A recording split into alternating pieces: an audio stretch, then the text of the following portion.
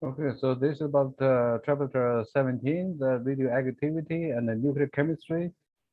And in this chapter, we are going to briefly study the nuclear reactions of some of those radioactivities. So the radioactivity is the emission of tiny energetic particles by the nuclei of certain unstable atoms. Here is a picture, a cartoon picture of an atom. So there's a nucleus. Uh, the nucleus, some of those atoms, they are not stable. They will emit some of those particles. So the particle can be the electron or can be something else. The radioactivity is the emission of those particles by the nuclei of some atoms. And we are going to study different type of radioactivities. First, the history, the discovery of radioactivity. So about in the beginning of 20th century, 1903. In those time, and for example, the Curie received the Nobel Prize in physics, which she shared with the Becquerel and her husband Pierre Curie for the discovery of radioactivity. And in 1911, Curie was awarded a second Nobel Prize, this time in chemistry, for her discovery of the two new elements, plutonium and radium. So this is the picture of Maria Curie and her two daughters.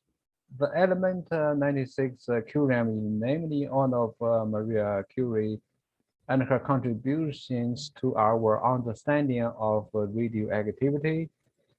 Uh, so Maria Curie with her two daughters, Irene on the right, become also a distinguished nuclear physicist in her own right, winning a Nobel Prize in 1935.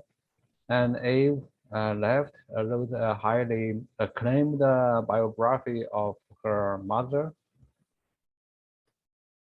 Depend on the particle emitted from the nucleus, so we have those common type of radioactivities, alpha, beta, and gamma decay. While Curie focused her work on discovering the different kinds of radioactivity elements, Ernst Rutherford and others focused on characterizing the radioactivity itself.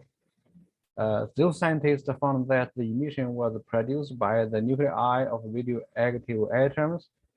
The radioactive nuclei were unstable and were emitted small piece of themselves in the form of electromagnetic radiation to gain stability. So these were the particles that Becquerel and Curie detected.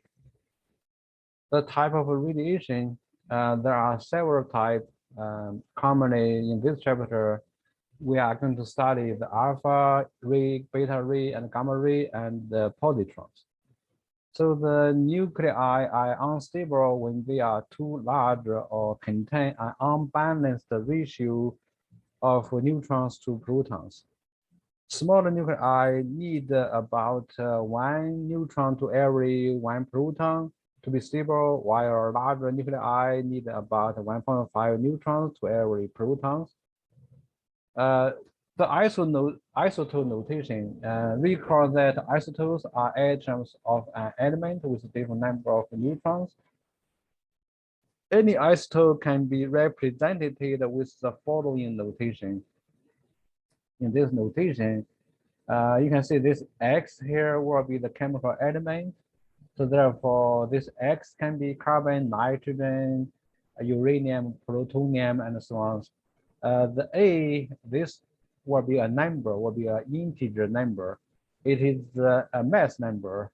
We will talk about that later. The Z is the atomic number. That is really the number identify the chemical element. So the Z number is also the number of a proton and also called the atomic number. You can get those information from the periodic table. So this mass number will be the number of protons plus number of neutrons. The main subatomic particles are those. So proton, neutron, electrons. And themselves can be represented by the similar notation. Proton will be P11, neutron will be N01, electron will be E-10. For example, the alpha radiation will be the alpha particle ejected from the nuclei. Initially, there's a larger nuclei or unstable nuclei. So then the alpha particle will be the nucleus of a helium atom, which consists of two, in this picture, is two like a gray and two red. So the two gray may be two neutrons, the two red may be two protons. So that's called the alpha particle. So once we take that out, then whatever left over is the daughter nuclide. The term nuclide referred in this chapter is mean a specific isotope. The original atom is called the parent nuclide. The product is called the daughter nuclide. The nuclear equation represents the changes that occur during radioactivity and other nuclear processes. The nuclear equation for the alpha decay of uranium-238 is as follows. We see in this equation, there's only one reactant and two products. This product we will call a small particle. So these are the products, and the other products relatively larger called the daughter nuclide. Parent nuclide is referring to the reactant. In nuclear chemistry, we are mainly interested in changes within the nucleus. Therefore, the 2+ charge that were normally right for the helium nucleus is omitted for the alpha particle. When an element emits an alpha particle, the number of protons in its nuclear change, transforming the initial element into a different element. In chemical reactions, elements retain their identity in a nuclear reaction. However, elements often change their identity as a result of a change in the number of protons in the nucleus. So therefore, we must balance the nuclear equation in a different way. The sum of atomic number on both sides of a nuclear equation must be equal. The sum of the mass number on both sides must also be equal. So therefore, we have this example we saw before. The number 238 is the mass number on the left. 234 is one mass number. The other mass number is 4. So therefore, we can see that number are balanced. 238 left side, right side, 234 plus 4, 238. Then the lower number, 92, is the atomic number. So 92 on the left and 90 plus 2 is also on the right. So that's also balanced. We can deduce the mass number and atomic number of unknown daughter nuclide because the equation must be balanced. By balancing the atomic number on both sides of the nuclear equation and the mass number on both sides of the equation. Yeah, and here another example. We have the parent nuclide is the thorium 232, and we see this process is also the alpha decay, so therefore produce this helium 24.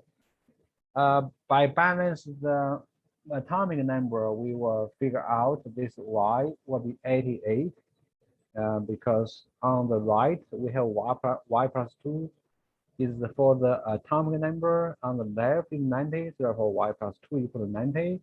If solving this equation, subtract 2 on both sides, we get Y equal to 88. And then we see the mass number on the top. So on the top, the mass number on the left of this arrow is 232. So therefore, we see 232 equals X here plus 4 here. And we solving this equation for X, we get X equal to 228. Therefore, we have this information so far. We see the mass number for the daughter nuclide is 228. Then the atomic number is 88. Once we know the atomic number is 88, we go to the periodic table, we see who is number 88. And then number 98 from the table is radium or Ra. So therefore, we finish this question by rewrite that what is unknown, the unknown becomes radium-228. Another type of decay or radiation is the beta radiation. So the beta radiation occurs when an unstable nucleus emits an electron. As the emission occurs, a neutron turns into a proton.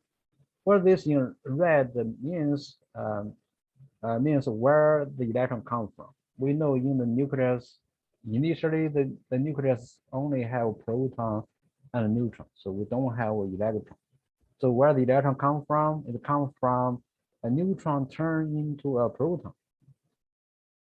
The other type, the beta particle will be a high energy electron. We sometimes use like this notation. E is for electron, so -1 is for the atomic number, 0 is for the mass number, which means we don't have a proton or neutron in the electron. So this 91 tell you the atomic number is 91 for the electron. It kind of tell you the charge for electron. So when an atom emits a beta particle, a neutron turn into a proton. So that tells where the electron comes from. It comes from the nucleus, but in the nucleus we don't have an electron, so we can say a neutron turn into a proton in the same time produce an electron. So the equation for the beta decay will be the smaller particle will be an electron, and then we still have the parent nuclide and daughter nuclide. Balance the number 88 equals 89 minus 1, and 228 equal to 228 plus 0. So therefore, we see this equation is a valid equation, is a good equation. And another type of radiation is the gamma radiation. So it is different from alpha and beta radiation. Gamma radiation is not matter, or the gamma particle is not a matter. It's actually a high energy electromagnetic radiation, or called photons. So gamma ray are high energy, short wavelength photons. The symbol for the gamma ray is as follows. We have this Greek letter gamma, then there are two numbers. The top number again will be the mass number, the bottom number is the atomic number, and both of them is 0 because we don't have a charge for the electromagnetic radiation. We don't have a neutron proton in those kind of waves. So therefore, we see these three type of radiation so far, and the gamma radiation usually do not occurs by itself. It's usually accompany some other decays, maybe alpha decay or beta decay. So therefore, we can write a new equation for the previous alpha decay for the uranium-238. So in addition to the typical daughter nuclide, the small particle, helium particle, now we have a new particle, which is really some energy emitted. So then the last emission we are going to study in this chapter will be the positron emission. So the positron, sometimes we call that an anti-electron. It's very similar in some sense as electron, but the charge is opposite. So electron has -1 charge, positron has +1 charge. And so here is the picture show where what happened when the positron emission. So when the positron emission, what really happened in the nucleus is the proton turn into a neutron, then plus the positron. So once there's a positron in the nucleus, it has no place to stay, just just flying out. So the symbol for the positron in a nuclear equation is as follows. Because it's very similar as electrons, so therefore we still use E. For electrons, so here will be -1, but for the positron, so here is the +1. 0 is again the mass number, so we don't have a neutron, proton, yin and positron, so therefore the mass number is 0. So the +1 just tells us, so for the positron, the charge is +1, or you can say atomic number is +1, but that doesn't make too much sense. Atomic number +1 should be like hydrogen, but not, that is not. So therefore, when an atom emit a positron, its atomic number decreased by 1 because now we have a fewer proton. Proton turn into a neutron, and the positron is ejected. One example of positron emission equation is fast ferrous 30 produce silicon 30. Then in the same time, because silicon has like atomic number 1 lower than the fast ferrous, so that means it produces a positron. And you can check the number again. The bottom number is balanced. The top number is balanced. So the different radiation have different penetration power, damaging power. The damaging power depends on kind of their ionization power and penetration power. To ionize means to create ions, so they are charged particles.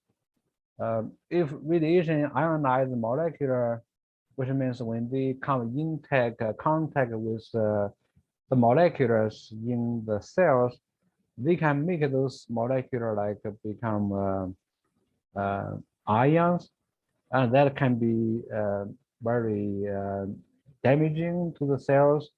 So therefore, we want to see what are their power to ionize some molecules, what are their power to get into the cells for the penetration power. So the alpha radiation is kind of the bigger guy, large particle. It's kind of a semi-truck of radioactivity. So therefore, it is the most massive of all the radiations. Alpha radiation has the most potential to interact with and damage other molecules, including biological one. Of all type of radioactivity, alpha radiation has the highest ionization power. Because of its large size, alpha particle has the lowest penetration. That means the ability to penetrating something is relatively low. I don't know whether this analogy is a good analogy. The semi-truck try to get through a traffic, which means they obey the traffic law. Otherwise, the semi-truck can get through a traffic kind of easy. But so whatever, so just memorize. They have the highest ionization power and have the lowest penetration power. So therefore, the alpha radiation does not easily penetrating cells. It can be stopped by a sheet of paper, by clothes, or even by air or by your skin. A lower level alpha emitter keep outside the body is relatively safe. But if the alpha emitter is ejected or inhaled from like from food eating or breathing, it can become very dangerous because the alpha particle, once it gets inside the body, there's not too much something to blocking them, so they can penetrating, even though they have a lower penetrating power, but to penetrating like a cell membrane, probably not that difficult, therefore can be very damaging. The beta particle radiation, and so they kind of like a mid-sized car. Their ionization is not too high. but in the same time, their penetration power is not too low. So therefore, like to block in the beta particle, only the air or the clothing or a piece of paper is not enough. So consequently, a low-level beta emitter outside the body possess a high risk than alpha emitter. Inside the body, however, the beta emitter does not do that much damage as compared to alpha emitters. The last one will be the gamma rays. So the gamma are the kind of motorbike of radioactivities. So the ionization power means if they hit on something, they will not that much damaging, but they are highly penetrating. So therefore, they can go through like the tissues, muscles, and clothes, even bones. But they get into the cells, they are not that much of bad, but because they are penetrating so strong, so therefore there may be like a lot of gamma radiation get inside someone, and that will be damaging. So to summarize, we see alpha particle composed of 2 protons and 2 neutrons, and it has higher ionization power, but lower penetration power. The beta particle are electron emitted from atomic nuclei when a neutron change into a proton. Beta particle have an intermediate ionization power and also have an intermediate penetrating power. Positron is very similar as the beta as electron in terms of the ionization and the penetration powers. The gamma ray are electromagnetic radiation. They are high energy, short wavelength photons. They have a lowest ionization power, but has the highest penetration power. So you have to balance those. So this table summarizes that 4 common decays. Alpha is the first row, beta second row, gamma radiation, and then positron emissions. And here are some of those examples of those radioactive nucleus goes through those alpha or beta or gamma or the positron emissions. To detecting the radioactivity, one way is using the film bed dosimeters. So in that bed, some material will absorb some of those radioactive radiations, and then frequently you can measure how much radiation absorbed by the badge, and the badge is carried by some person, then we can tell if that person has been exposed to the radiations. Another very common one you can you already see in the movie, so it's called the Geiger counter, and some people holding those instruments, and you might hear the beeper of the counter. So if there's a higher radiation, the beeper will be the beeping frequency will be higher, the sound intensity will be higher. So what the operation principle is this tell you here. So there's a chamber in this detector or in the sensor, and in this chamber there are some of those argon, the noble gas argon atom. When the argon atom is exposed to the radiation, so the argon atom change into ions. So then the ion, we can collecting how much ion are produced, and then turn that into electrical current. Then we will see the electrical signal. Can be the reading, can be the audible clickers. Right. So the naturally occurring radioactive elements in our environment are all under radioactive decay. They are present in our environment because they have very long half-life, some of them like billions of years.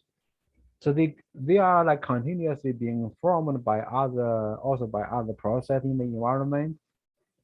One reason for the radioactivity in our environment is the instability of all atomic nuclei beyond the atomic number like larger than 83. 83 is bismuth. Some isotopes of elements with fewer than 83 proton are also unstable and radioactive. The ground beneath you and the food you eat contain residual numbers of radioactive atoms that enter into your body fluid and tissues. Small amount of radiation from space made its way through our atmosphere and constantly bombarded the Earth. Human and other living organisms has evolved in this environment and adapted to those radiations. So the radiation of those unstable nuclei, they have a different so-called rate. The rate can be measured by the half-life, which is the time it takes for half of the parent nuclide in a radioactive example to decay to the daughter nuclide. So that amount of time is called half-life. Because the decay kinetics of unstable nuclide is the first order. So therefore, the half-life is independent how much material we have. We just say to reduce given amount of radioactive material by half, it will take the half-life. Uh, so you can always dividing something by half and a half by 22. So each time you divide by 2 is one half-life. Then you can see how much half-life in order to get from the given to some lower level of something left over. So you really can use in this formula, so the amount remaining after n half-life will be 1 divided by 2 to the nth power. And here is a picture, like we starting, for example, 10 nuclei, and it will take like half-life to reduce to half, which will be 5. So then you can reduce from there to 2.5 and so on. So each time you will use one half-life, no matter you starting from 10, from 10 to 5 will be the half-life, which is about in this picture about 13 some billion years. And then you go from like 5 to 2.5, you will need another 13 billion years. Or here, 14 billion years. Yeah, so that is one example of half-life. So that is for sodium-232, has a half-life 14 billion years, which means if you have 1 million of sodium-232 atom, it will take 14 billion years to reduce to 500,000. And then from 500,000 to 250,000, it will take another 14 billion years. And so the how long is the half-life depend on the element or the nuclide. The radon 220 has a half-life only about 1 minute, which means if you have 1 million radon 220 atom, and in just about 1 minute, the number already reduced to 500,000. If after another minute, it will reduce to 250,000. And this table show you like different radioactive nuclide and what are their half-life and what are their decay mode. Alpha, beta, alpha, and alpha. So some of them like billions of years and some of them just a few seconds. We can use when we talk about the half-life to estimate like how long it take for something to decay to some lower level. For example, here we have 1.8 moles of example of sodium-228, and we see how long it will take from to decay from 1.8 to 0.225 if the half-life is 1.9 years. You can use formula or you can just make a table. So after every 1.9 years, you will reduce the initial to half. So therefore, we can make this table. Initially, we have 1.8, and one half-life, it will reduce to 1.8 divided by 2, or 0.9. So how long it take? Taking one half-life. One half-life is how long? For that is 1.9 years. So you can take or you can go from 0.9 to 0.45. But this like you take 0.9 divided by 2, you get 0.45. So that means you take another half-life, and so therefore you go from 1.9 to 3.8. So then similarly, if you want to see that decrease from 0.45 to 0.225, so that will take another 1.9 year. So that's how you use a table. And we have these two numbers, 1.8 is the beginning. So after 3 half-life, we get 0.225. So therefore, we see it will just take a 5.7 year altogether for 1.8 more to decay to 0.225 more. And so some of those natural radioactive decay, it will not stop at one product. So it will like going like from one product to another product, finally go to a stable one. A typical example is the uranium-238. So that is it will decay like with many steps. The first step will be uranium go using like the alpha decay convert into sodium-234. The half-life is about 4.47 billion years. After that, so the sodium-234 is not also not stable.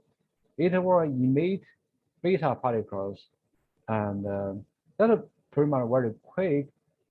So the half-life 24.1 days, and it will produce like a Pa234. That is also not stable, and then it will go through another decay, beta decay.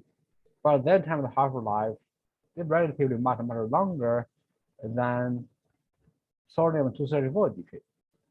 So therefore, we can see like it will keep going like that until it get to most relatively stable, not the most stable, like the lead-206.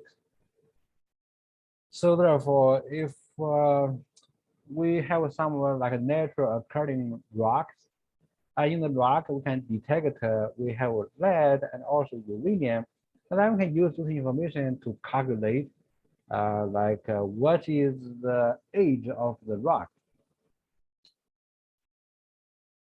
Okay, so this is the picture show the few series or steps of the decay of uranium, the red one, all the way to the green, the lead-206. So those radioactivity is very common in the environment. For example, the radon, which is a radioactive gas, is one of the product of the natural radioactive decay series of uranium. Whenever there's a uranium in the ground, there's likely to be radon seeping into the air. If the gas is trapped in a dwelling enclosure, radon and its daughter nuclide can attack the dust, attach to the dust particles, and then be inhaled into the lungs, where they can decay radioactively and increase lung cancer risk. The radioactive decay of radon is by far the greatest source of human radiation exposure. Radon-222 has a half-life of 3.8 days. We can use the half-life and to figure out some of those like the samples, some of those artifacts, maybe a piece of artwork or a piece of a human bone, and we can figure out what is the age of that something by using the so-called radiocarbon dating. So what that means is that you measure the radioactivity of one isotope of carbon called carbon-14. So carbon-14 is radioactive. It is in the environment, and it always produces from nitrogen, and so therefore, for many many years, like billions and billions of years, the carbon-14 in the on the surface of Earth pretty much same amount, or the concentration of carbon-14 are the same.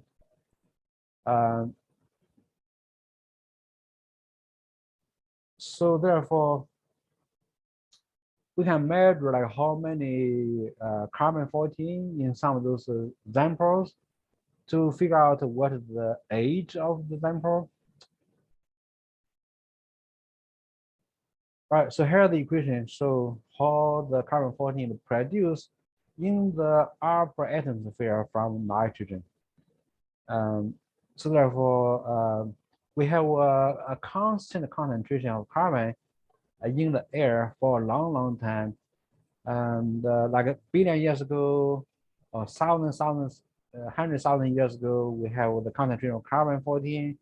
And when the something like the living organism, human, plant, trees, dinosaurs, when they live, they keep like taking in the carbon-14 together with some other carbon element isotopes. So therefore, we know like we can compare that with the level of living organism of carbon-14 for right now, because we see the carbon-14 concentration like these days today is the same as the carbon-14 concentration like billions of years ago.